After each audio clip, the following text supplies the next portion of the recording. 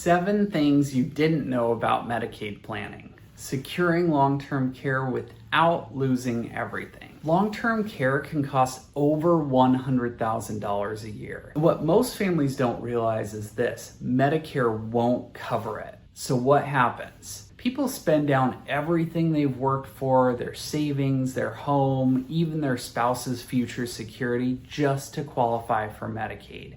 It's heartbreaking and completely avoidable. The truth is, there are legal ways to protect your assets and still qualify for Medicaid. But most people don't find out until it's too late, until they're already in crisis mode. So today, I'm revealing 7 things you didn't know about Medicaid planning and how to protect your future without losing everything in the process. Hi, I'm Jason Gray, estate planning attorney in Washington State. Every year I meet with families who come to me after a medical emergency, when a loved one needs long-term care, but their entire financial future is at risk. What I always think is this could have been prevented.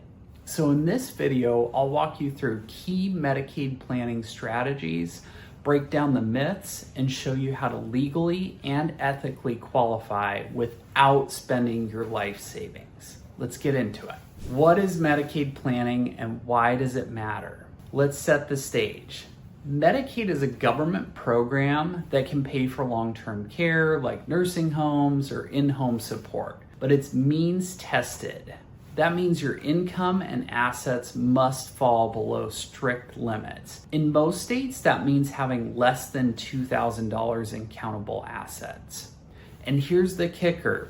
If you give away money or transfer assets to your family to get under the limit, Medicaid will look back 5 years and penalize you. That's the infamous 5-year look back rule, which means if you want to protect what you've earned, we have to plan early and plan smart. Number 1, your house might not be safe, even if it's exempt. Many people believe their home is automatically protected because it's exempt during Medicaid eligibility. That's partly true. While you're alive, Medicaid usually won't count your primary residence up to certain equity limits, but after you pass away, the state can come back and place a lien on the house to recover care costs. This is called a state recovery, and it's a hidden danger most families don't see coming.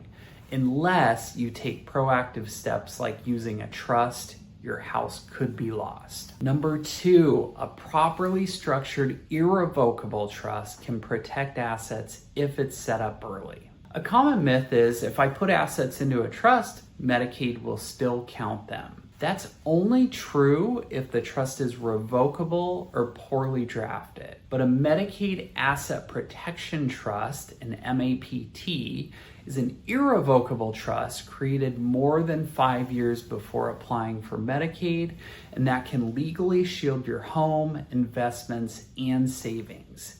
It removes the assets from your name, but allows you to maintain some level of benefit like living in your house or the right to remove and replace a trustee. Done right, it's one of the most powerful tools in Medicaid planning. Number 3, you don't have to be broke to get help.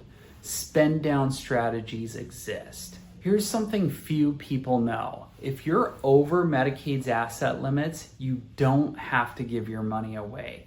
You can spend it down wisely on exempt items. That includes paying off a mortgage, buying a newer car, prepaying funeral expenses, making home modifications, like maybe adding a wheelchair ramp, purchasing Medicaid compliant annuities. These are strategic, allowable ways to convert countable assets into exempt ones, while preserving value for your spouse or legacy. Number 4, your spouse can keep a significant amount thanks to the CSRA. If you're married, your spouse doesn't have to be impoverished just because you need long-term care. Medicaid allows what's called a Community Spouse Resource Allowance, CSRA, which means the healthy spouse can keep a portion of the couple's assets, often up to around $150,000, depending on the state and the year. They can also keep their own income. But without proper planning, families often accidentally spend far more than they need to. Knowing your rights here can save tens of thousands of dollars. Number 5, gifting money at the wrong time can trigger Medicaid penalties. This is a big one. A lot of people try to just give the money to the kids to qualify for Medicaid. But remember, Medicaid reviews all gifts and transfers from the past 60 months. If they find any, they apply a penalty period, which means you're ineligible for Medicaid for a set number of months, but still responsible for paying for care. That's why early professional planning is key. So any transfers are done legally and with full awareness of the timeline.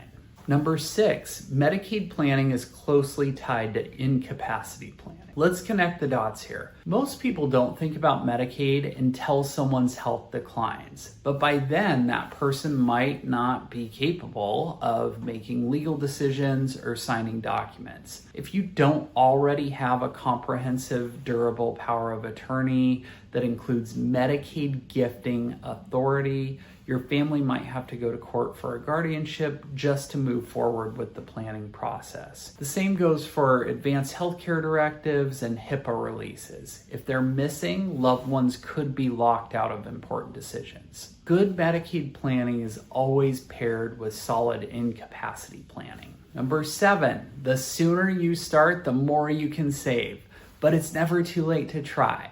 Yes, the 5-year look-back period is real, but that doesn't mean planning is useless after a health crisis begins. Even in a last-minute scenario, an elder law attorney can help preserve a portion of assets for the spouse, structure Medicaid-compliant annuities, use partial gifting and penalty planning, convert assets into exempt categories. Ideally, you plan 5 years ahead, but even with only months, there are still options available.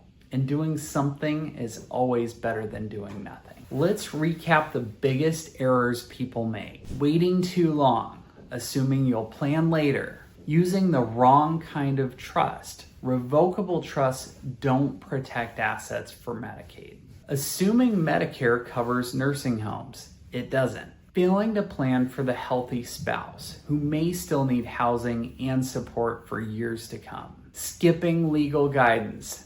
This is not a DIY-friendly area of law. Once your Medicaid plan is in place, review it every few years, track the 5-year look-back window for any gifts or transfers, update your power of attorney if laws change, coordinate your trust with your will, retirement accounts, and any tax planning you've done.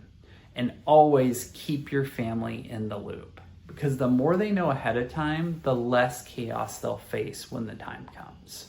Don't lose everything to long-term care. You worked hard for your home, your savings, your peace of mind. Don't let it all disappear because of one medical emergency. If you're ready to create a Medicaid plan that protects what matters, click the link below to book a consultation with our team. We'll walk you through every step, tailor the strategy to your needs, and help you avoid the mistake that leaves families broke and broken.